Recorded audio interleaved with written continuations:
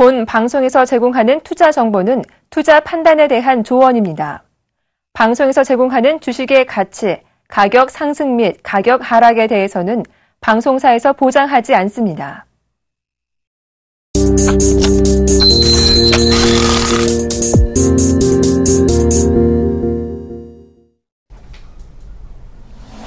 여러분 안녕하세요. 오늘장 내일장의 김보람입니다.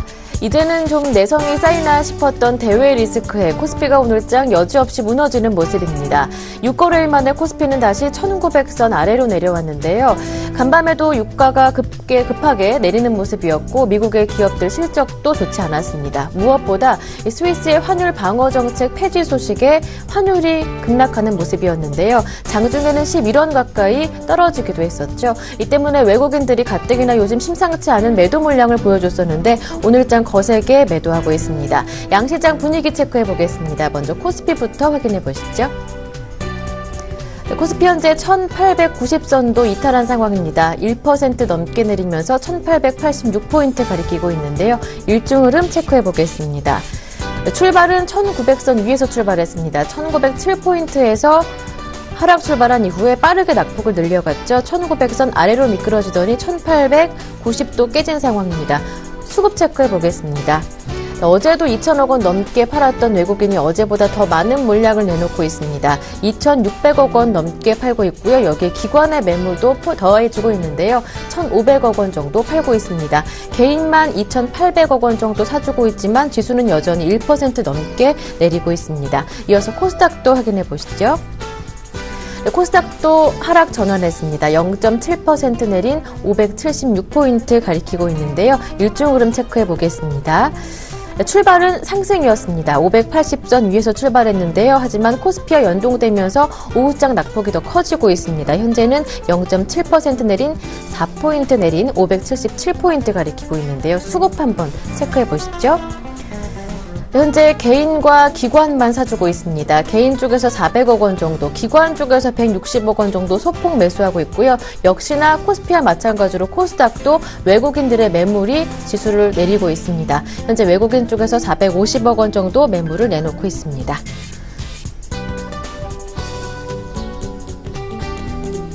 양시장 분위기 모두 체크해봤는데요. 오늘 저희가 준비한 내용부터 화면으로 살펴보시고요. 저는 잠시 뒤에 돌아오겠습니다.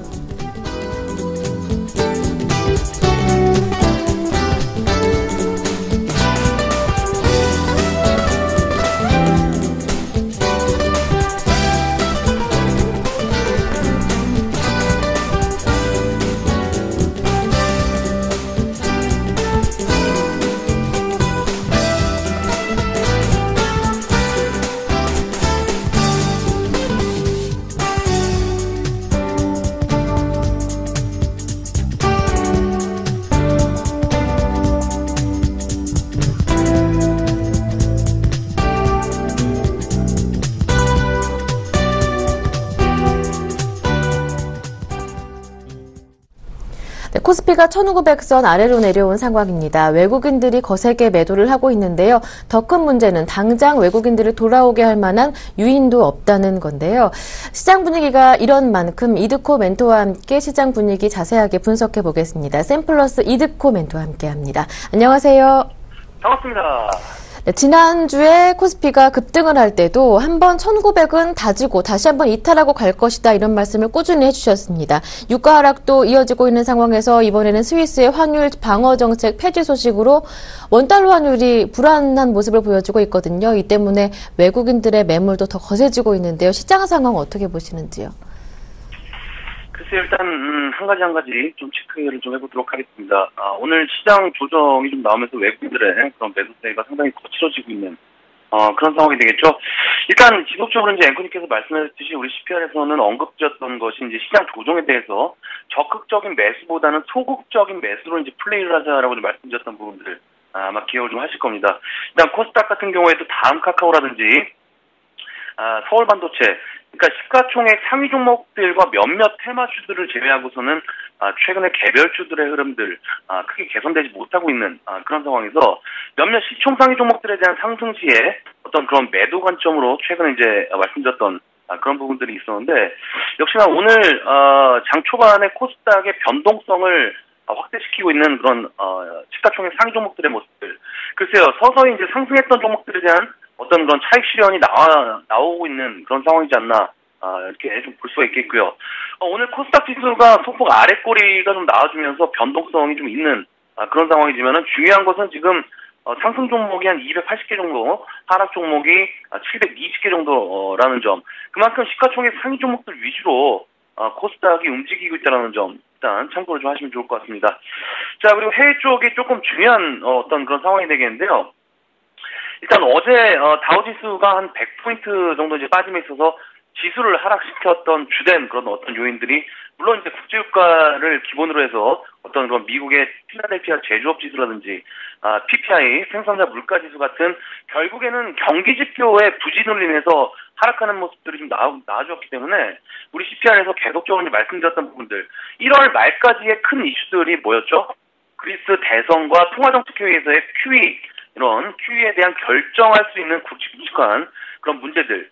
그러니까 이러한 상황들이 나오기 전까지의 글로벌 지수 상황들이 큰 이슈가 나오기 전에 어떤 호재의 공백적인 그런 부분들이 있는 그런 상황이기 때문에 그때까지의 그런 글로벌 시장이 상승하기 위해서는 경기 지표로밖에 의존할 수밖에 없다라고 좀 말씀드리면서 시장 조정은 한 1900선을 기준으로 해서 이제 나올 수 있다라고 좀 말씀드렸던 부분들과 그리고 국제유가적인 부분들.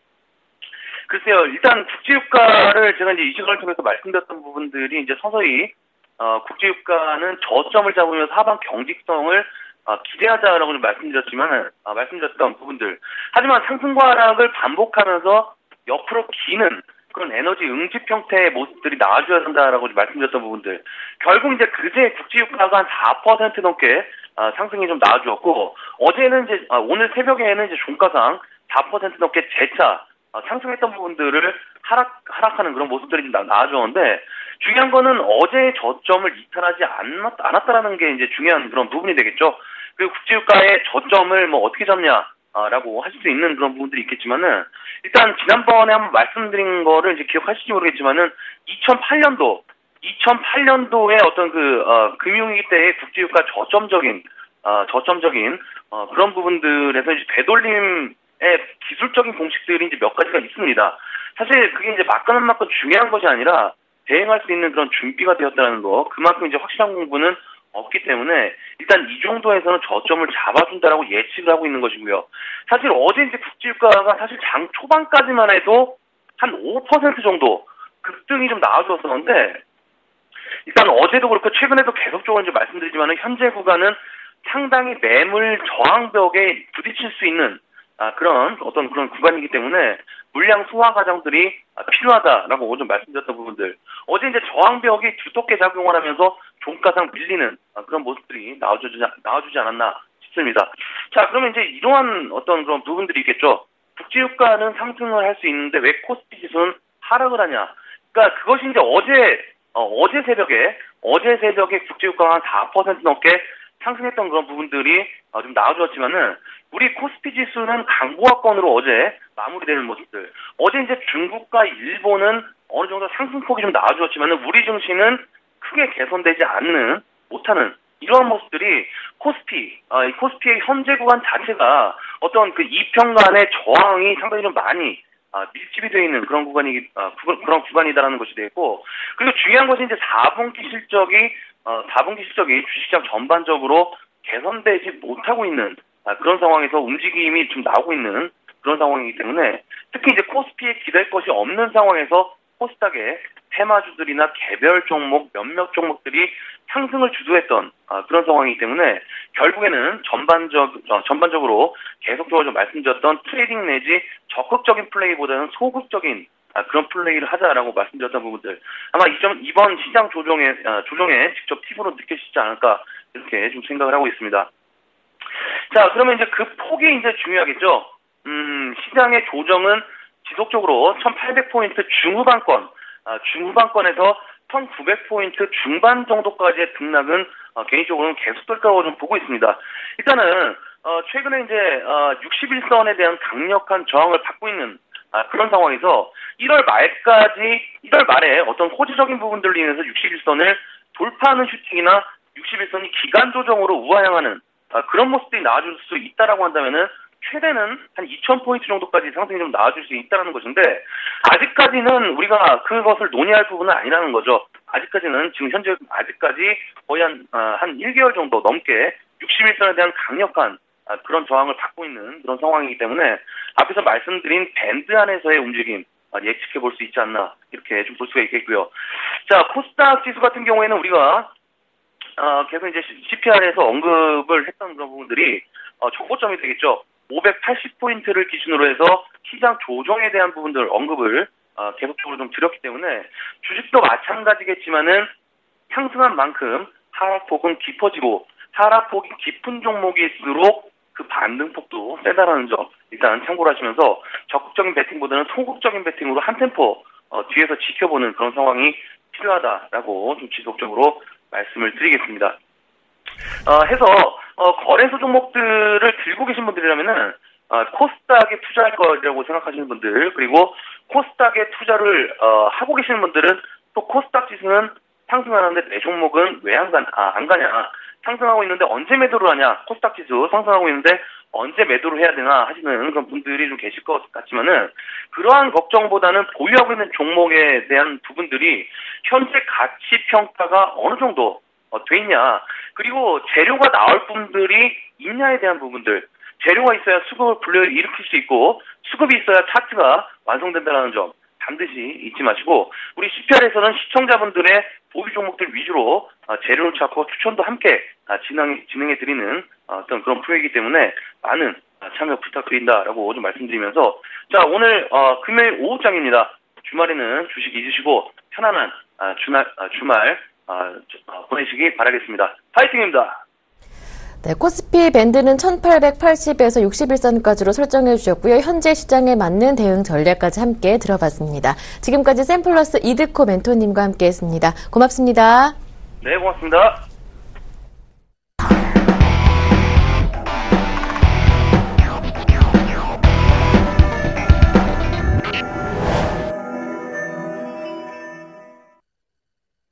네, 오늘 장 어떤 이슈가 있었는지 살펴보면서 마감 전략까지 알아보는 시간입니다. 이 시간은 대신증권의 최진 연구위원과 함께하겠습니다. 안녕하세요. 예, 안녕하십니까. 네, 오늘 장의 가장 큰 화두는 아무래도 스위스 쪽이 아닐까 싶습니다. 스위스의 최저 환율제 포기 선언에 엔달러 환율이 강세를 보이고 있는 상황에서 원달러 환율도 함께 연동되는 모습인데요. 장중에는 11원 가까이 급락하기도 했습니다. 외국인들의 매물도 거세게 나오고 있습니다. 어떻게 보시는지요?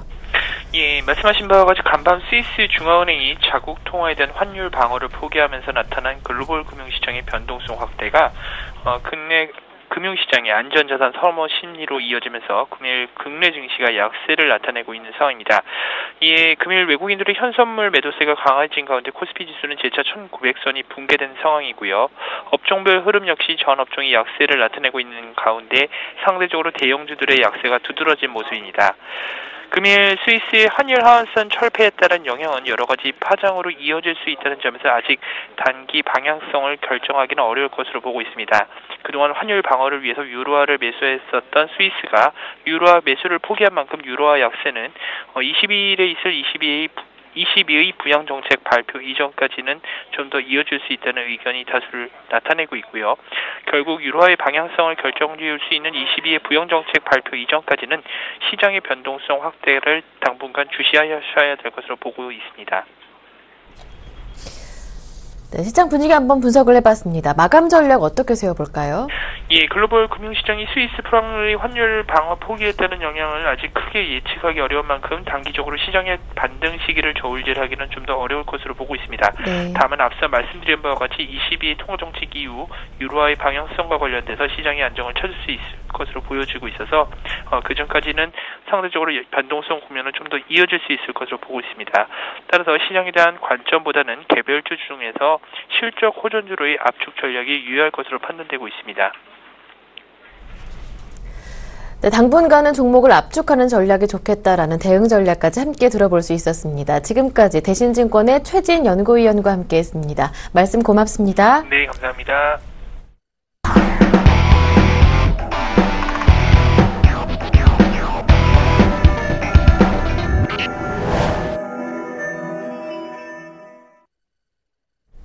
네, 그럼에도 불구하고 요즘 같은 장에서 살만한 종목 어떤 것들이 있을까 살펴보는 시간입니다. 종목 돋보기 시간 샘플러스 김지용 멘토와 함께합니다. 안녕하세요. 네, 안녕하세요. 네, 지난 종목 AS를 해보고 싶은데요. 가장 먼저 이 종목부터 살펴보고 싶습니다. 어제 주신 종목은 아닌데요. 가온미디어 먼저 살펴보고 싶어요. 오늘 장에서입니다. 11% 급등하고 있는데요. 이 종목부터 한번 살펴보고 어제 종목 이어가 볼게요. 예, 그렇습니다. 가온미디어 전전일 네. 추천했던 종목이죠. 예, 이전에도 한번 했었던 종목이고, 네. 자, 오랜 시간 동안 좀 한 9,000원 전후로 해서 계속해서 좀 횡보를 보이다가 그 기간 동안 수급이 굉장히 좋았었습니다. 네. 기간은 외국인 수급도 굉장히 붙었었고, 오늘 드디어 이제 그런 저력을 좀 발휘하는 것 같습니다. 갈 길을 가는 거라고 보여지고요. 말씀드렸다시피 디지털 셋톱박스, 그런 IP 하이브리드, 그런 기가바이트 인터넷, 모든 게 좀 연관이 된 게 가온미디어라고 볼 수가 있겠고요.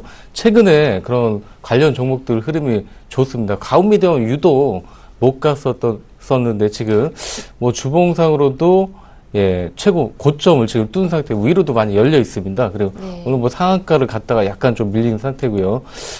보유하신 분이라고 하면 방송을 보시고 네. 기회는 많이 있었습니다. 이 종목은 보유하신 분이라고 하면 한번 수익을 좀 더 키워보시는, 제가 그때 말씀드렸던 12,000원대까지도 한번 기대를 해보시는 것도 괜찮을 것 같습니다.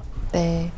오늘 장에서 가온미디어 같이 매수하셨던 분들이라면 큰 수익을 거두시고 계실 것 같은데요. 12,000원대까지도 충분히 가능하다 목표가 설정해 주셨으니까요.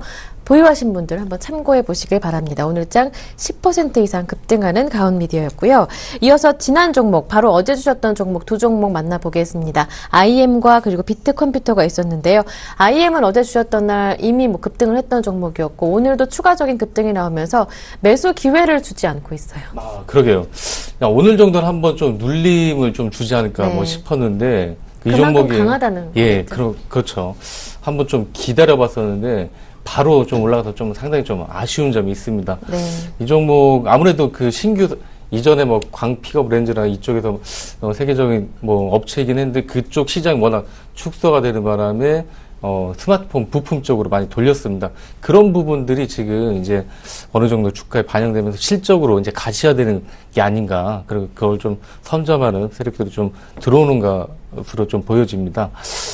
좀 아쉽긴 하지만, 보유하신 분이라고 하면 조금 더, 좀 들고 가시는, 말씀드렸다시피 4,000원대 중반까지도 한번 기대를 해보시는 것도 괜찮을 것 같습니다.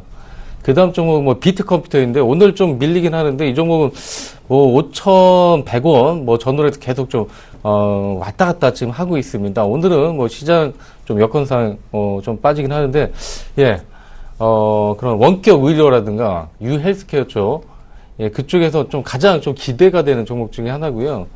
종목도 사실 많이 오른 것도 아닙니다. 많이 오른 것도 아니고 그런 기대감 이런 부분 놓고 봤을 때 오히려 좀 조정받았을 때 좀씩 편입하시는 것도 괜찮을 것 같습니다. 한번 유헬스케어 쪽 움직일 때가 됐다고 다시 한번 말씀드리겠습니다. 네, 나머지 두 종목도 AS를 받아볼게요. KINX 있었고요. 그리고 LMS 있었는데요. KINX는 수급이 좋다 하셨었는데 오늘장 밑꼬리가 좀 달려주는 모습입니다. 문제는 LMS인데요. 오늘 좀 낙폭이 커요. 일단 KINX 같은 경우에는 말씀드렸다시피 빠질 때 사시면 되는 종목이고요. 네. 인터넷 트래픽은 영원히 발생될 수밖에 없는 거고 이 회사의 어떤 실적을 높아도 한 번도 역성장한 적이 한 번도 없을 정도로 계속해서 성장을 하는 회사이기 때문에 주가는 거기에 대한 프리미엄은 이제 조금 이제 서서히 좀 받기 시작하는 정도이기 때문에 앞으로 조금 더 기대가 되고요. 목표가는 오히려 제가 올렸습니다. 이 종목 18,000원대로. 이전에 13,000원대 적극적으로 매수 전략을 말씀드렸었고 한번 목표가 도달을 한번 더 올린 겁니다. 그래서 오히려 15,000원 밑에서는 적극적으로 매수하셔도 충분히 좋은 성과 기대가 되고 LMS 같은 경우 오늘 굉장히 좀 상당히 아쉬운데 이 종목 실적, 성장성 모든 부분이 다 완벽한 종목인데도 불구하고 최근에 기관 쪽에 또 매도세가 요 며칠 새 좀 크게 좀 나왔습니다. 이런 부분이 제가 만약에 이렇게 빠진 다음에 주말에 악재가 나온다. 그랬을 경우 이건 좀 선행매매라든가 이런 부분들도 좀 의심을 해볼 수가 있겠습니다. 그러니까,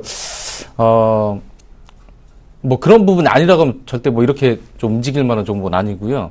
오히려 이렇게 시장이 약할 때 좀 강했어야 되는데도 불구하고 이렇게 빠진다는 것은 약간 좀 이상한 점이 있긴 한데, 그래도 특별히 우리가 정보를 지금 굉장히 뭐 통제가 굉장히 심하지 않습니까? 예전에 또 주가 뭐 미리 정보를 뭐 미리 선점을 했다가 금융당국 철퇴를 맞은 그런 부분들도 한번 좀 생각해봐야 될 것 같습니다. 본질적 가치는 전혀 문제가 없고요. 오히려 그런 부분이 없다고 하면 이 종목은 빠질 때 사는 게 맞고요.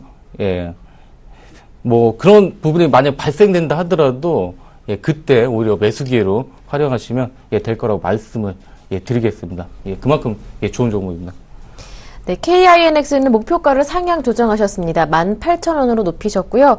LMS 오늘 큰 폭으로 내리고 있는데 일단 이유 없는 조정이기 때문에 추가적인 조정을 받았을 때 매수해보는 것도 기회가 될 수 있다라는 전략을 주셨습니다. 네 종목 모두 다 AS를 받아봤고요. 오늘의 추천 종목도 한번 받아보겠습니다. 네, 오늘 뭐 첫 번째 종목은 JW홀딩스라는 종목입니다. 네. JW홀딩스는 뭐 JW 중해제약과 그런 신약을, 중해 신약을 보유한 지주사 역할을 하고 있는 회사로서요. 최근에 JW 중해 신약 쪽에 좀 주가가 많이 좀 반등을 하고 있습니다. 그래서 덩달아서 이제 JW 홀딩스도 좀 오랫동안 좀 바닥권에서 좀 기고 있는 지금 상황인데, 이 종목도 조만간 좀 올라갈 것으로 보여지고요. 주가도 실적 부분도 서서히 좀 많이 개선이 된 상황입니다. 적자도 탈피한 상황이고, 그럼 뭐 지분 가치를 놓고 봐도 지금 상당히 못 미치는 상황이기 때문에, 네. 앞으로 뭐 주가는 여기서 한 번쯤 이제 반등할 때도 됐다. 그렇게 말씀을 드리도록 하겠습니다. 뭐 2,400원 좀 밑에서는 뭐 매직 관점에서 보셔도 되고요. 좀 뭐 장기적 목표는 뭐 3,000원대도 충분히 노려볼 만하다고 말씀을 드리겠습니다. 그 다음 종목은 TS입니다. TS는 이 종목은 반도체 검사 장비 제조업체고요. 3분기에 뭐 사상 최대 실적을 달성을 하면서 주가가 약간 뭐 조정을 보이다가 최근에 좀 급등세, 박스권 돌파로 급등세에 좀 있습니다.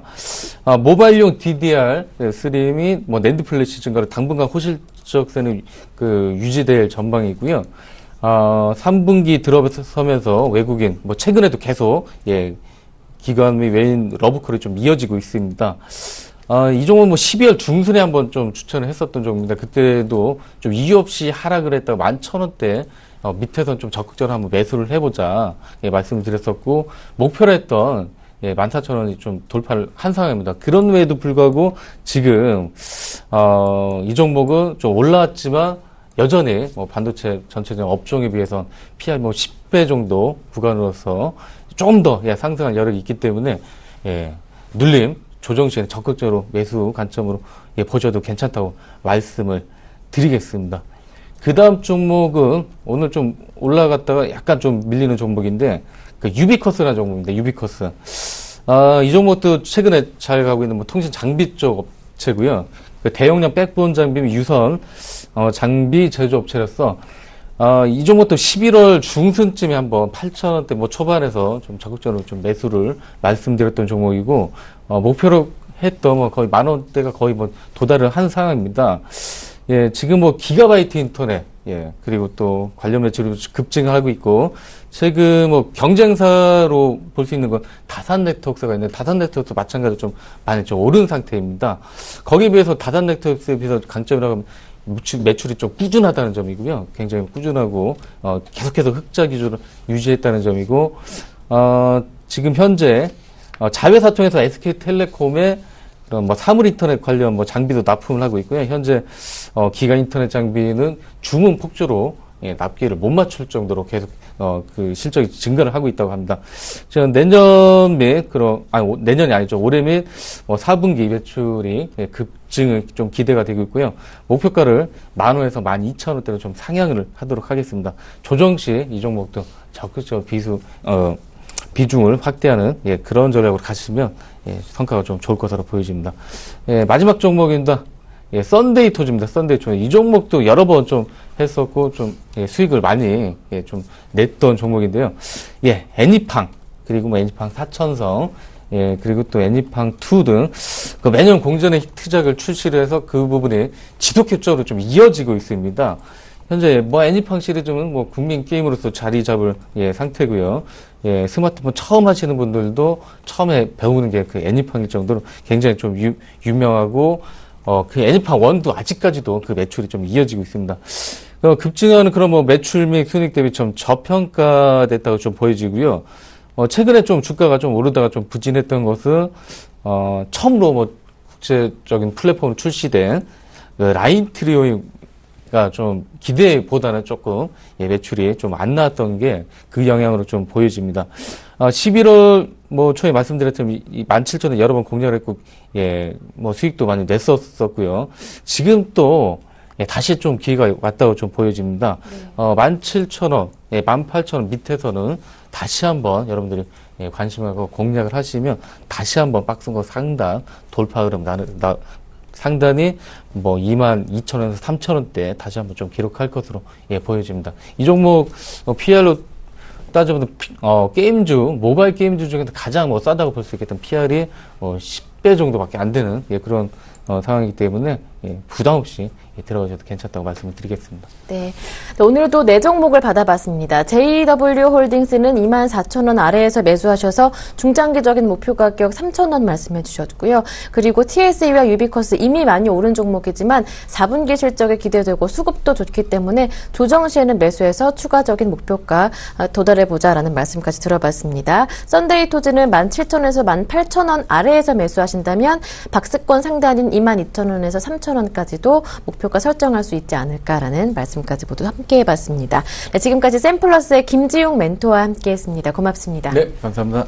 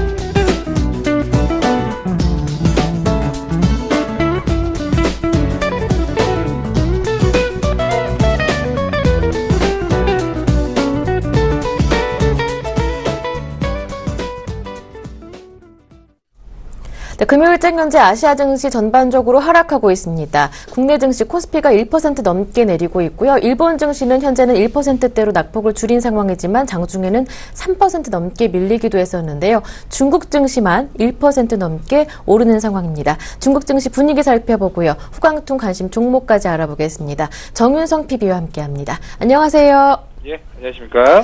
정부 정책 호재에 어제도 3% 넘게 올랐었던 중국 증시가 오늘도 지칠 줄을 모릅니다. 1% 넘게 오늘 같은 장에서 오르고 있는데요. 분위기 살펴주시죠. 예, 오늘도 상해시장 또 1.2% 강세 움직임 보여주고 있습니다. 오늘도 또 상해시장 다시 정고점으로 향하고 있고요. 어제 장에서 상해시장이 지금 이평선에 맞아서 오를 것이다라고 말씀드렸는데요. 역시나 이평선을 맞았을 때는 어김없이 올라가는 모습을 보여주고 있고요. 그렇다라고 하면 원래 있었던 그런 모습에 좀 더 그 회귀가 될 것으로 보여지고 있습니다. 앞으로 업종별로 보시면요. 최근 들어서는 지금 중국 북차와 남차만이 지금 1대1로 관련주로 좀 되어 있고요. 특히나 IT 쪽이 강세입니다. 북경 용호소프트 10% 어제 추천 종목이었죠. 상한가에 갔었고요. 항생전자, 또 항천정보 등도 9%에서 6%대의 강한 모습을 보여주고 있습니다. 하지만 그동안 잘 갔었던 은행, 증권들은 조금은 좀 뒤처지는 모습을 보여주고 있습니다. 중국 증시 전반적인 분위기 한번 짚어봤습니다. 이어서 후광통 시장 쪽으로 가보겠습니다. 오늘의 관심 종목은 어떤 종목인가요? 예, 오늘은 중신증권을 말씀드리겠습니다. 왜냐하면 그동안 좀 잘 가고 있다가 우선은 다른 종목들을 치고 올라가고 있고요. 증권주들 살짝 소외가 돼 있는데요. 그동안 좀 눌림목에서 좀 싼 종목을 찾았던 분들은 지금 증권주들 들어가기에 좋은 타이밍이다라고 볼 수 있고요. 앞으로도 중신증권 같이 여러 가지 사업을 하고 있죠. IPO, 또 위탁 매매 수수료, 그다음에 기관들, IB 쪽에 대한 업무 여러 가지를 하고 있기 때문에 그런 부분에서 보면 중신증권 앞으로 좋아질 가능성이 커 보이고요. 특히나 상해시장 이평선을 맞고 올라가는 모습을 보여줬는데 중신증권도 그런 모습에 지금 놓여져 있기 때문에 저가 때 들어가기에 좋은 타이밍이다라고 볼 수 있을 것 같습니다. 많이 올랐다가 횡보하고 있는 중신증권 오늘의 관심 종목으로 주셨으니까요. 참고해보시면 좋겠습니다. 지금까지 유안타증권의 정윤성 PB와 함께했습니다. 주말 즐겁게 보내십시오. 고맙습니다. 감사합니다.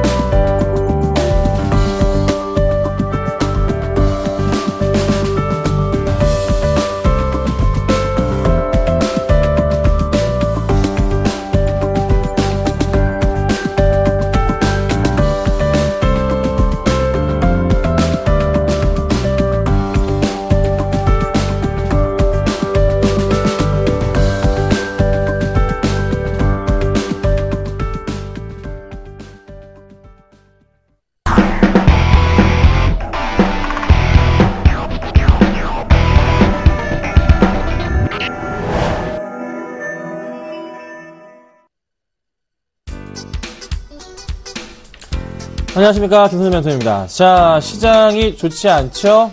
오전에도 말씀드렸던 부분인데 스위스 환율 방어 포기 선언이 좀 문제가 됐습니다. 자, 어떻게 좀 반응을 할까요? 간단하게 어떻게 되냐면 스위스 프랑 1프랑을 사기 위해서는 1,000원이 필요했었는데요. 약 이제 1,200원 정도가 필요하다는 소리입니다. 자, 그러면 스위스는 잘 아시겠지만 여행 1위 국가입니다. 전 세계 1위예요. 그로 인해서 스위스로 여행을 가기 위한 비용이 더 많이 들게 되겠죠. 그런 부분이 좀 심각한 타격이 될 수가 있고, 스위스의 수출, 유럽연합 내에서 수출 비중은 스위스 자국 내에서 56%를 차지합니다.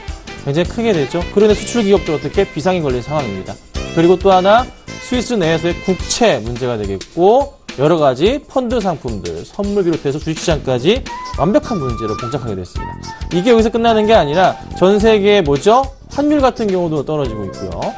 달러 강세, 그리고 유로와 약세에 대한 부분이 또다시 대두가 되면서 시장이 어떻게 움직일까? 일단 안 좋게 움직일 가능성에 대해서 고민을 해봐야 되겠죠. 그래서 22의 금융정책이 또다시 어떻게 바뀔 수도 있는지에 대한 부분 잘 참고하시기 바랍니다. 그런데 또 재밌는 것은 코스피의 이제 공매도 부분이 1월 들어서 굉장히 급격하게 늘어났어요. 12월까지 거의 많았던 물량이 12월 말 많이 감소가 됐고, 제가 12월 말에 말씀드렸던 것은 대차가 많이 줄어들 것이다, 공매도 줄어든다 말씀드렸잖아요. 그게 실행이 됐는데 1월 들어서 다 회복을 시켜서 올라갔습니다. 또 하나 코스닥의 신용 물량까지 엄청나게 지금 많이 터져 있는 상황이죠. 코스피보다 코스닥 신용이 많아요. 좀 안 좋은 부분이 굉장히 많네요. 네. 좀 시장에 대해서 고민을 해봐야 될 것 같습니다. 하지만 분명한 것은 개별주가 어쩔 수 없이 이런 시장에서 강합니다. 그래서 개별주 시장을 계속 보셔야 되고 코스닥 쪽에서의 그 개별주 중심으로 한 시장 성장, 상승은, 종목 상승들은 계속 이어질 수가 있다. 그래서 그 부분은 변하지 않으니까 1분기 내내 아무래도 개별주를 계속 보셔야 될 것 같습니다. 그래서 그 포인트 기억하시면 좋겠습니다. 자, 이 시간에 제가 종목 상담을 좀 도와드리고 있죠. 번호 안내를 좀 해드리겠습니다. 013-3366번에 0110번입니다. 아래 번호로 연락 주시면요. 최대한 빠르게 정확하게 상담 도와드리겠습니다. 자, 수급 100점주 보겠습니다. 자, 오늘 준비해온 종목입니다. 다음 카카오부터요. 한국항공우주, 효성, 한국콜마, LG전자인데요. 하나씩 보겠습니다. 자, 오늘 다음 카카오가 현재 좀 밀리고 있긴 하지만 수급 상황은 굉장히 양호한 모습을 좀 보여줍니다. 어제 급등을 좀 하는 모습 잘 보셨죠? 자, 장기적으로 봐야 된다 계속 말씀드리고 있어요. 잘 맞춰드렸습니다. 네이버 같은 경우도 오늘 시장에서 나쁘지 않은 모습 보여줍니다. 뭐 크지는 않지만 그래도 플러스권의 움직임, 보합권의 움직임을 왔다 갔다 좀 보여주고 있네요. 밑꼬리 달아주면서 제대로 끌어올라가는 모습이죠. 자, 다음 카카오 어떤 좀 대응을 하셔야 될까? 이런 고민을 해봐요.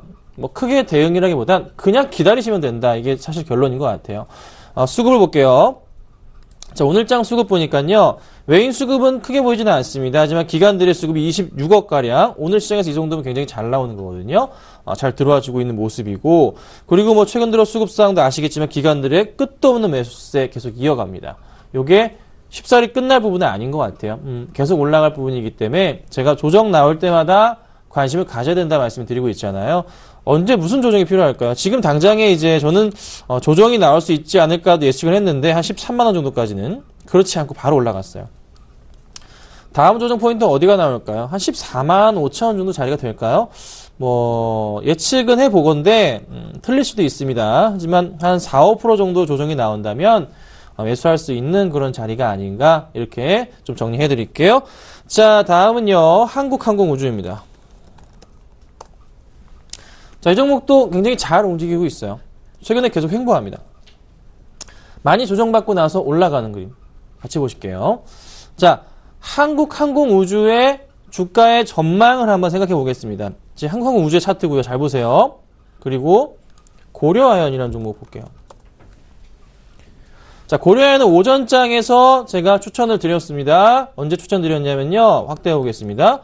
자, 요 포인트, 여기 크게 빠졌던 날 있죠? 이날 바로 전날 여기서 추천드렸어요. 네. 추천드렸어요. 자, 왜 이거를 말씀드렸죠, 이때?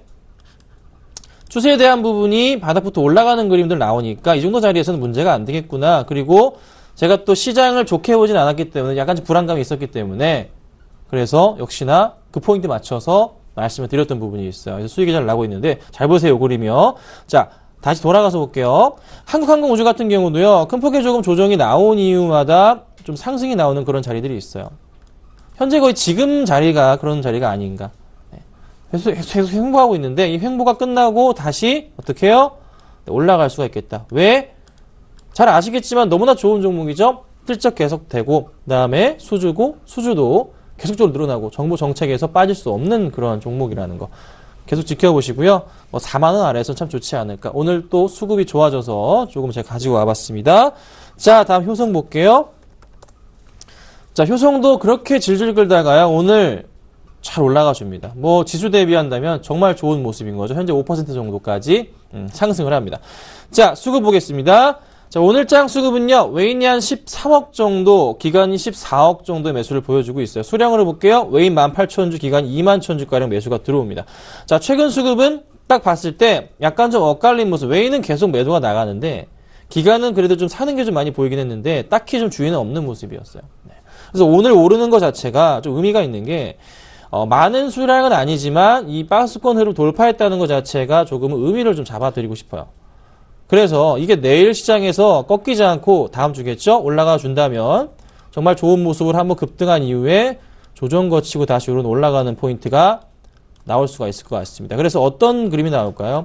이 포인트에서 맞춰본다면 이 정도 자리가 나와주고 그리고 어떻게 해요? 상승 포인트 맞춰본다면 다음 포인트 자리는 이 정도 자리 한 75,000원에서 한번 조정 나올 수도 있겠네요. 그래서 한번 지켜보셔야 돼요. 지금 사기는 약간 조금 늦은 감이 있긴 합니다. 조정은 다음 포인트 얼마? 7만원 바로 아래 깨져버린다면 그때가 가장 좋지 않을까 이렇게 정리해드릴게요. 자, 다음은요. 한국콜마입니다. 뭐 들고 있어서 제가 뽑은 거 아니죠? 수급이 좋으니까 뽑아봤습니다. 자, 현재 한 4% 가까이 급등을 좀 하고 있는 상황이에요. 제가 말씀드렸던 포인트들을 기억을 하셔야 됩니다. 지난주부터 계속 말씀드렸던 춘절 관련주들의 중요한 상승 이유. 춘절 관련주들은요, 거의 개별주 움직임을 띠고 있어요. 그래서, 이 시장이 맞았기 때문에 화장품주들을 말씀 좀 드렸었던 거고, 그래서, 뽑아드렸고, 그리고 엔터주도 개별주 성향이 강하죠. 그래서 엔터주들도 말씀을 드렸어요. 밥솥도 마찬가지고, 뭐 카지노도 마찬가지고, 최근 흐름이 굉장히 좋단 말이죠. 한국콜마 더 갈 수 있을까요? 더 올라갈 겁니다. 자, 항상, 시장이 안 좋고 경기가 안 좋으면, 여성분들의 립스틱 색깔이 진해진다고 하죠. 화장품을 많이 바른대요. 네. 판매가 늘어난다고 합니다. 이건 당연히 잘 아시는 거죠. 자, 그리고 항상 그 지수가 안 좋을 때마다 화장품 관련주들은 잘 갔단 말이에요. 한국콜마도 같은 경우도 오늘 수급 굉장히 좋고 또 추가적으로 상승 흐름이 나올 그런 포인트 잘 짚어드린 것 같습니다. 이거 팔아야 됩니까? 수익 잘 나고 있어요. 굳이 팔 필요 없고 계속 가져가셨으면 좋겠습니다. 어디까지 가져갈지는 제가 그렇게 말씀드렸죠. 방송에서만 매도할 거라고 말씀드렸습니다. 그래서 지금 당장에 매도 안 할 거예요. 방송 계속 보셔야지만 제가 얼마에 팔지 아실 수 있으니까요. 잘 살펴보시고요. 홀딩 하시고 일단 이제 AS까지 같이 해드렸습니다. 자, LG전자 볼게요. 자, LG전자는 저는 그렇게 좋아하는 회사는 아닙니다. LG 디스플레이는 좋아해요. LG 디스플레이 주가는 예측해드렸어요. 다시 올라갈 거다. 35,000원 뚫고 올라갈 거라 말씀드리고 잘 맞춰드렸어요. 근데 이제 LG전자는 왜 제가 별로이냐면 삼성이라면 떠오르는 게 있단 말이죠. 반도체나 갤럭시가 떠오릅니다. 근데 이제 LG전자는 뭐 G3가 있긴 하지만 그렇게 뭐가 대장이란 느낌 이런 건 아예 없는 상황이죠. 그거 외에 뭐 꺼낼 거 뭐가 있나. 백색가전은 뭐 누구나 다 만듭니다. TV도 삼성도 있어요. 뭐 이렇게 항상 같은 라인에 있지 뭔가 이렇게 뛰어넘는 그런 게 없단 말이에요.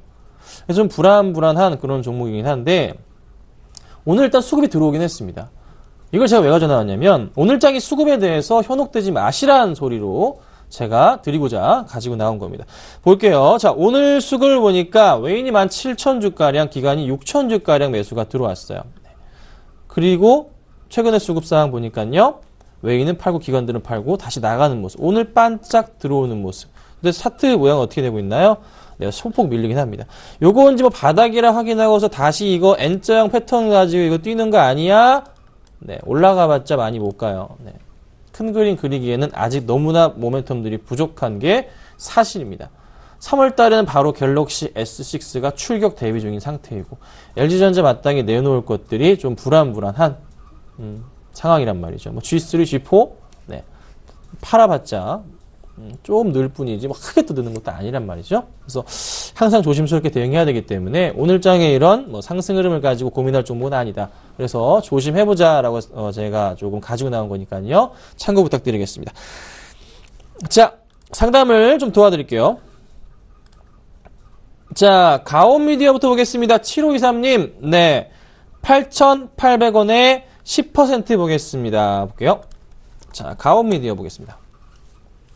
자, 오늘 거래량 터져주면서 급등이 나왔고요. 거래량 200만 주가 넘어가는, 아직 좀 안 됐네요. 거의 꽉 차 있는 상황을 보여줍니다. 조금만 더 사면 200만 주 되겠네요.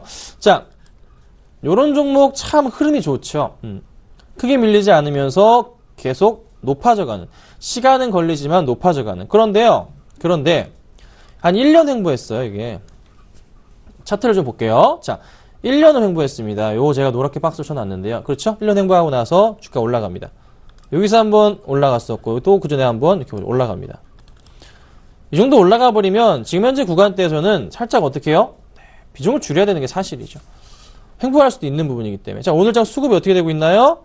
뭐 외인 만주, 기관 9,000주? 그렇게 뭐 네. 최근에 수급 기관들 정말 많은 물량 매수해 줬었네요. 기타 법인은 열심히 팔아치우네요. 기타 법인 물량 뭐 다 얘도 던지네요. 끝났다는 건가요? 기타음이 굉장히 마음에 안 듭니다. 자, 그러면 이거 어떻게 봐야 될까요? 저는 이렇게 봅니다. 추세 요 하단 부분과 요 정도 하단 부분 잡힐 수 있고, 이게 상단 부분으로 이렇게 잡힐 수도 있습니다. 그래서 결론은 뭐다? 또다시 10,000원 이탈할 경우에는 팔아야 된다는 거죠.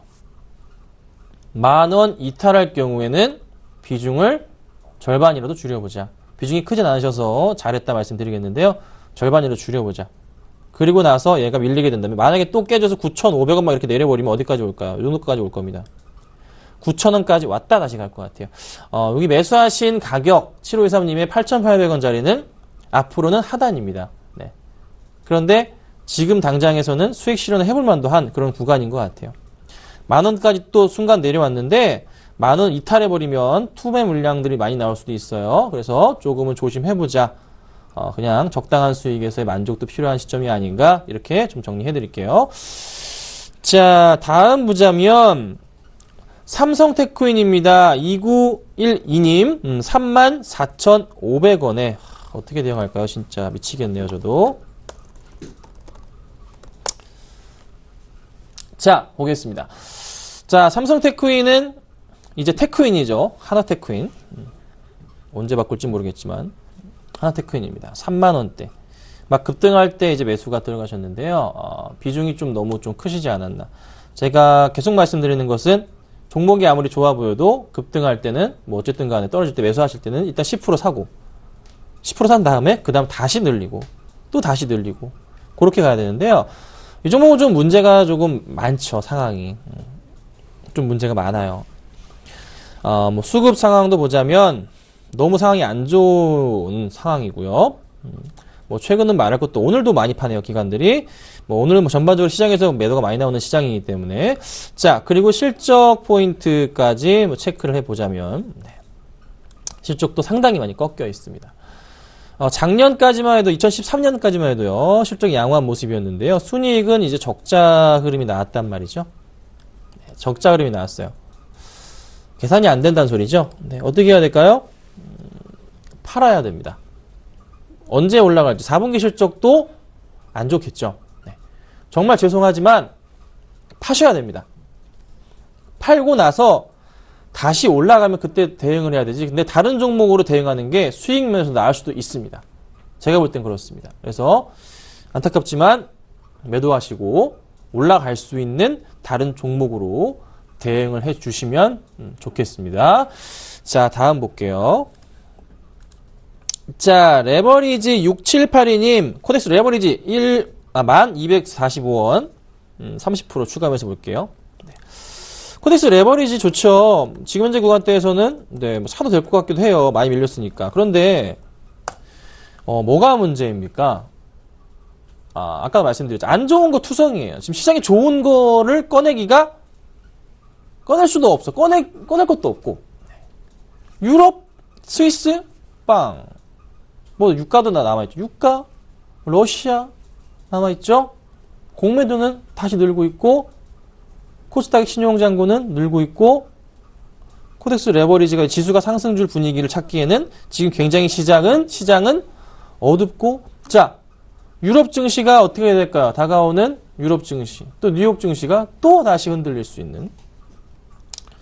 그러면 어떻게 돼요? 내일도 시장은 암울할 수 있습니다. 내일 시장이 안 좋을 경우 1850까지도 갈 수 있습니다. 조금 조심하셔야 되기 때문에 좀 다시 좀 올라가는 포인트가 나오면 그때 추가 매수하시는 게 좋고요. 지금 당장으로서는 저는 안 된다 의견 드리겠습니다. 좀 위험해요. 너무 좀 급하게 매수하지 마시고요. 조금 기다려 보도록 하겠습니다. 자, 여기까지만 상담을 좀 도와드릴게요. AS를 좀 해보겠습니다. 자, 보유 종목입니다. KCC를 어제 말씀을 좀 드렸는데요. 조금 이제 오늘장에 좀 전반적으로 지수가 흐름이 안 좋다 보니까 밀리는 모습인데, YG엔터도 올라가고 있고, 콜마가 오늘 많이 오르죠. 그리고 뭐 셀트리온 같은 경우도 오늘장 좀 밀리는 모습이지만 워낙에 좀 싸게 잡았기 때문에 좀 수익이 잘 나고 있는 상태입니다. 자, 하나씩 AS를 해드릴 건데요. 먼저 빠지고 있는 거랑 가장 많이 오르는 거 콜마 빼고 해드릴게요. 자, KCC 보죠. 어제 했어요. 어제. 네. 저기 아까 기준이기 때문에 지금은 마이너스 2% 이상 손실이 나고 있는 상황입니다. 저는 이거 조만간 한번 튀어 올라갈 거라 봤던 게 실적 괜찮고요. 수급사항도 천천히 변화가 이루어지고 있기 때문에 추천을 좀 드렸습니다. 자, 오늘장 수급은 어떻게 되고 있나요? 자, 오늘장 수급은 아직 안 잡혔네요. 죄송하지만 안 잡혔고 어제장 수급에서는 기간 들어왔어요. 꾸준한 기관들이 다시 매수로 전환된 포인트가 잡히고 있습니다. 현재가 열어봐도 오늘장 뭐 기관들의 매도가 나올 수도 있고 매수가 나올지는 좀 지켜봐야 되겠지만은 오늘은 좀 시장 영향을 받고 있는 것 같아요. 큰 걱정보다는 일단 조금 지켜볼 필요가 있다 말씀드려보겠고 그 다음 콜만 해드렸으니까 넘어가고요. 셀트리온 마지막 해드릴게요. 자, 셀트리온 1.8% 빠집니다. 얘는 4만원만 깨면은 이건 사야 돼요. 아싸 이러고 사야 됩니다. 네. 그런 종목이 됐어요. 외인이 계속적으로 매수해주는데 장기적인 투자 관점으로 매수가 들어오고 있는 종목입니다. 짧게 볼 필요가 전혀 없는 종목이에요. 4만원 현재가도 사실 좋거든요. 4만원 깨지길 기도하십시오. 그리고 매수하십시오. 그러면 승리할 겁니다. 여러분 아셨죠? 네, 조금만 길게 보시길 말씀드릴게요. 자, 강연회가요. 제가 어제 얘기 안 드렸는데 내일 있어요. 내일 있는데요. 동부증권 본사 여의도 역 5번 출구로 오시면 동부증권 본사가 있죠. 거기 지하에 비전룸이라는 곳이 있습니다. 야외로 연결되어 있는 곳인데요. 계단으로 내려오시면 편하실 거예요. 거기 내려오셔가지고 저랑 얘기해 보시죠. 제가 좀 재밌는 거 많이 준비해 갔으니까 시장 상황 좀 자세하게 지난주랑은 또 다른 얘기를 할 겁니다. 지난주랑 다른 얘기 들을 테니까요. 꼭 참고하시고 꼭 오셔가지고 많은 도움 받아가시면 좋을 것 같습니다. 자, 주말 잘 보내시고 또 강연회 때 뵙고 또 다음 주에는 시장이 힘들 수도 있지만 힘내시고 힘들 수 있기 때문에 더 잠도 많이 주무시고 오시길 바랍니다. 고생하셨고요. 저는 다음 주에 뵙겠습니다. 감사합니다.